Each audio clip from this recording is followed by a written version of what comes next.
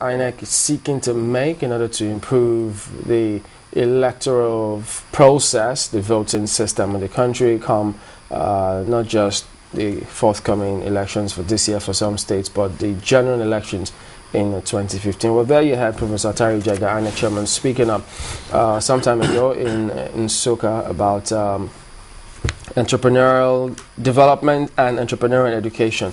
Well, that and perhaps some of the items also raised by some other persons, concerned persons, we'll focus on this morning. And we're joined now by Ismaeel Ahmed, who is a legal practitioner and a political analyst in Abuja. Thank you for joining us this morning. Well, perhaps you heard some of the comments INEC is making lately in terms of improving the electoral process, but yes, you just heard this one. Let's get your thoughts on this, because if they were to go about it, how might that be? It's not going to be straightforward, because they suggest there has to be an amendment of the laws if that were to happen. Is that correct?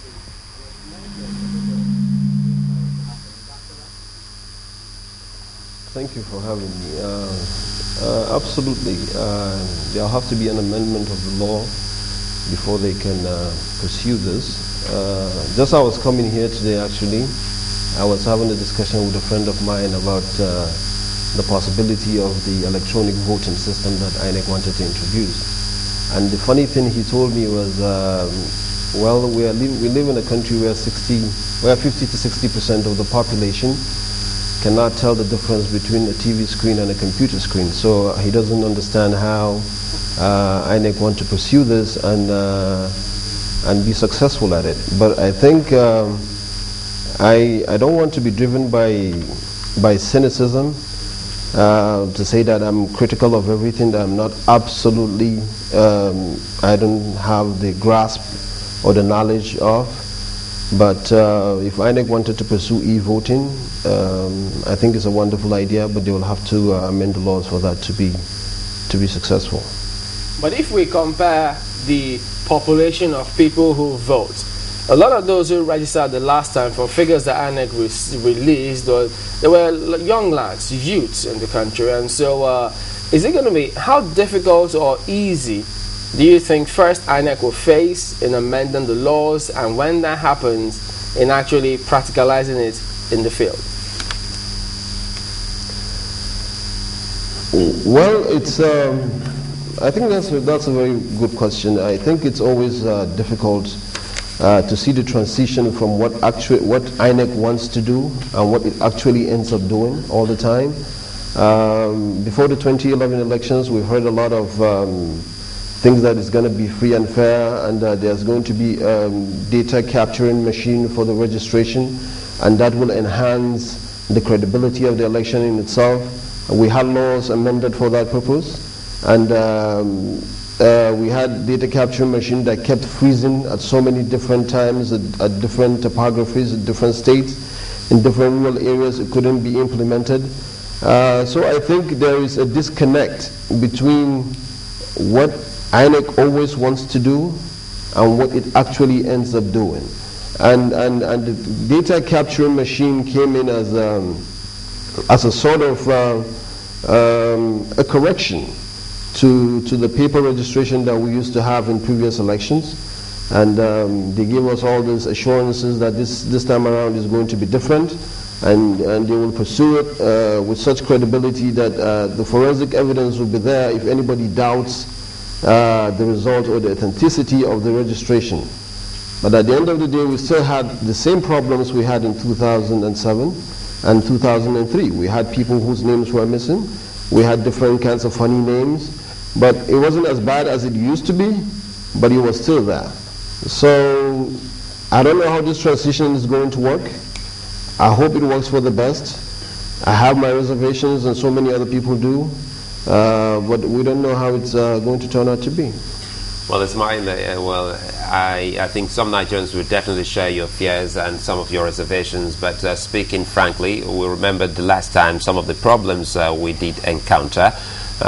Even some had power problems, batteries went down. But from this whole talk about strengthening our electoral process leading up to the big election in 2015. Well, Chamberlain actually said, well, we also have one, which is the Ondo elections.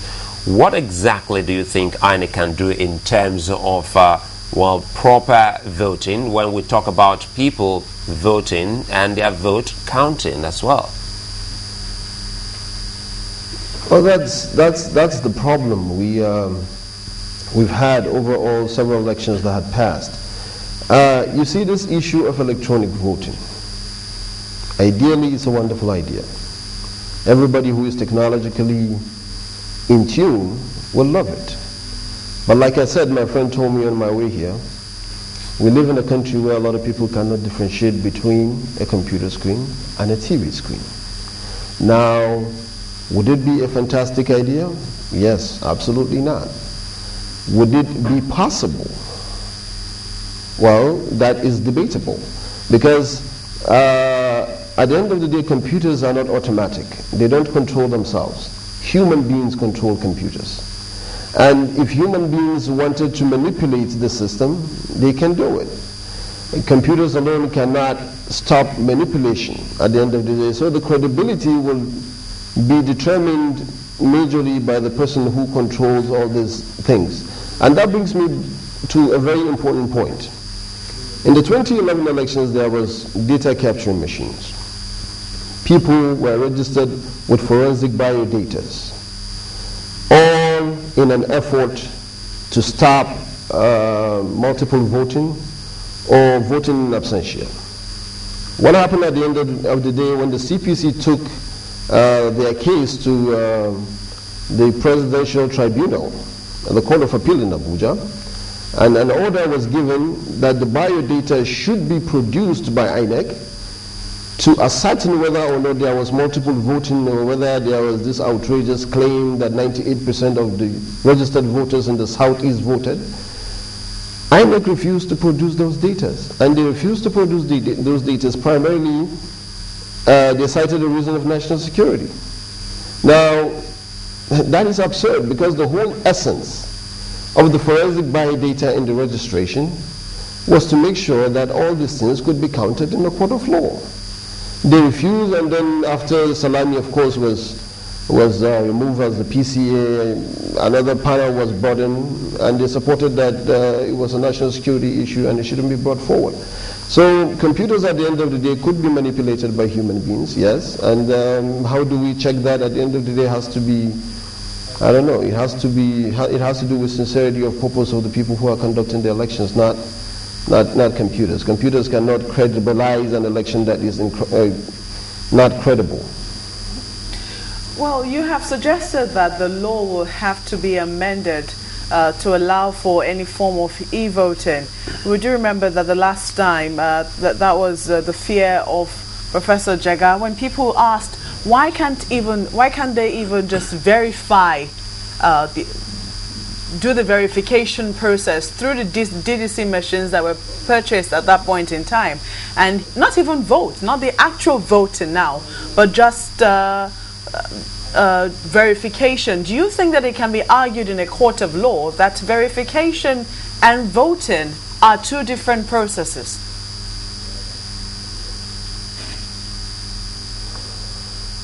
Yeah, well, verification and voting are two different things. True. But at the end of the day, they are all doing the same thing. You're trying to verify the person who is going to vote. So, if you verify someone who is at the polling station to vote, then the presumption is that that person will vote. Now, if you go to a court of law and you want to ascertain the fact that that person that was either verified or not has voted more than once, then that verification, the process will have to be submitted for scrutiny. When that is refused, then I think the purpose has been defeated in its entirety. But to get back to your question, I think I absolutely agree that there is a difference between verification and voting. But it's a long thread of one same thing. And if there is a problem, then I think the other should be given an opportunity for scrutiny.